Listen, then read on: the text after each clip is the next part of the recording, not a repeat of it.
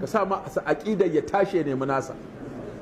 Yanzu ka duba duk masu arzikin nan na Kano, ka gaya mun mutum ɗaya wanda zaka ce wannan tsabar gado ce ta sa zama mai arziki. Mutum ɗayan ka sani, gaya mun shi. In ko yana da rai, ni zan je in yi hira da shi, in je yadda aka yi gaji kuɗin. Dan na bi mafi yawan su mun yi hira da su. Har waɗanda ake gadon ma suka ce wallahi malam ba gada muka ba, iyayen mu sana'a suka koya mana muna yara. Kuma ka gaya mun wanda aka ban musu gado bayan shekara 10 gadon ya ci gaba.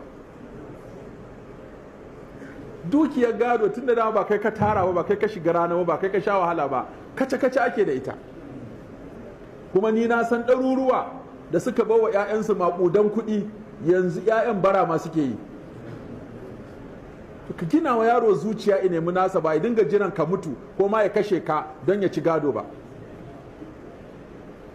Da suka ga ba yadda za sai suka nemo, da yarinya ta kusa haihuwa sai suka nemo wata ungozoma, suka ce za mu baki kuɗi ki zama ungozomarta, da Allah ki yi kokari ki shaƙe ƙanɗan in ya fito ki kashe shi, ko namiji ne ko mace, kawai a kashe shi.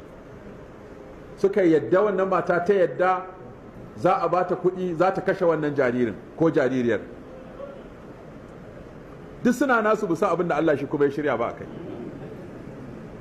Saboda haka aka shirya da wannan mata ta zo a matsayin ita ce za ta dinga kula da ita har ta haihu, nas ce kaza kaza kaza. Shikenan da haihuwa ta zo, shikenan sai aka samu matsala wajen haihuwar.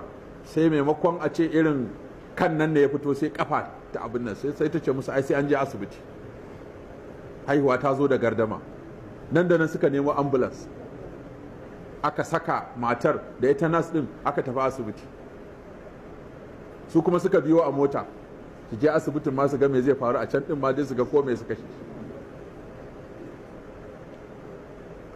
Suna tafiya kawai shikenan sai wani mai motar katako yayyo kan motar da tasin da ta ita wannan ambulance din gabaki ɗaya sai wannan mota ta zo ta dake su gaba ɗaya. Waccan tasin da su ukun suke ciki sai mota ta tuntsira duk suka mutu, su uku gaba ɗaya suka mutu. Wannan kuma sai suka ji rauni da ita mai cikin da nas din, aka kwashe su aka yi asibiti da su. Aka je nas tana cikin jini, tana ta cewa don Allah a yafe mun. Da aka ce mai kika yi, ki ce wallahi yaran can ne suka ɗauke ni akan in kula da mai cikin nan, amma in ta haihu in kashe ɗan. Tana cikin jini, don Allah a yafe mata. Kafin ka ce mai ita ma ta mutu. Ita kuma uwa aka yi ta ƙoƙari dai ta haihu, ita ma tana haihuwa sai ta mutu. Sai zama wannan yaron shi kadai duk dukiyar nan gabaki ɗaya ta sace.